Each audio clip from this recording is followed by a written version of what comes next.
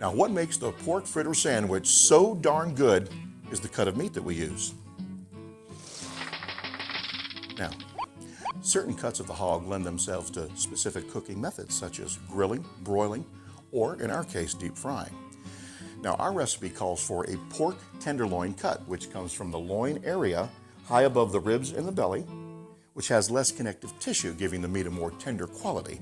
Hence the term living high in the hog, which came about in the late 1800s to describe a finer, more refined sense of living, which really meant you could afford to buy the best pork chops in town. Now, in order to give the meat its distinctive shape and texture, we have to tenderize the chop, and to do that, we can use the mallet, the rolling pin, or the old persuader. I think some of you husbands should know about that. Or my favorite choice of weapon, the 3-pound sledge. Now, after we tenderize the meat, we have to set up our dredging station. Now, I like to work right to left with our flour, our egg wash, and our seasoned fry coating mix. And of course, our frying oil, which could be corn oil, vegetable, or canola, or for that real old southern touch, try some old-fashioned lard. Just don't tell the missus. Now, I like to use vegetable oil in a 10-inch cast iron skillet at about 350 degrees. That should be just right. Give it a nice golden brown touch. Now let's assemble our dry ingredients. To 1 cup of cornmeal, add 1/2 cup of all-purpose flour.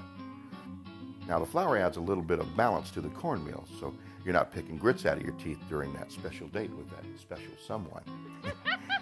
Then we'll add 1/4 teaspoon salt, 1/4 teaspoon onion powder, 1/4 teaspoon black pepper, and of course a 1/4 teaspoon garlic powder. Keep them vampires away. And that's 1/2 teaspoon of baking powder, and that gives the fry coating some lift while it deep fries.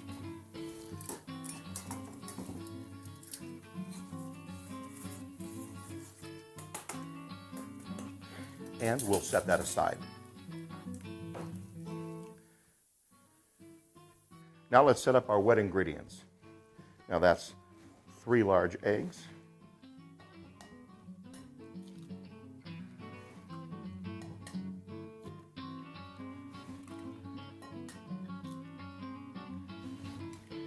and 1/2 cup of buttermilk, and a little bit of Tabasco if you prefer.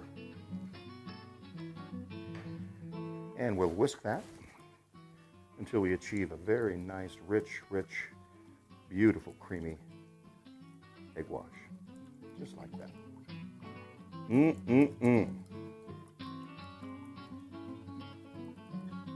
we'll set that aside.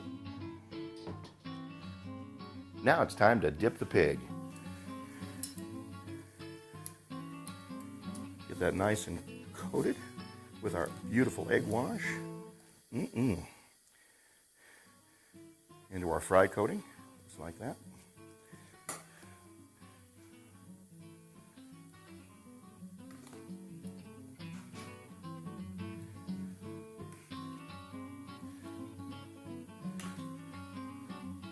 Sometimes it's good to work with your hands, but I think we can get by with this. Looks good. All right, everybody in the pool, here we go. Look at that. And it's frying right now. That's really hot, so just be mindful of that. That's about 350 degrees, so that's a perfect oil temperature or frying temperature for your pork fritter sandwich. And you know, folks, this fry coating would taste great on veal, chicken, or fish, so hopefully you'll try that at home. Okay. And we'll give it a turn. Oh, I wish y'all had smell-o-vision.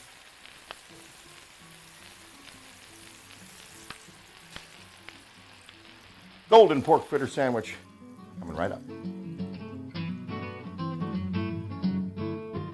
And here they are, Iowa's world famous pork fritter sandwiches.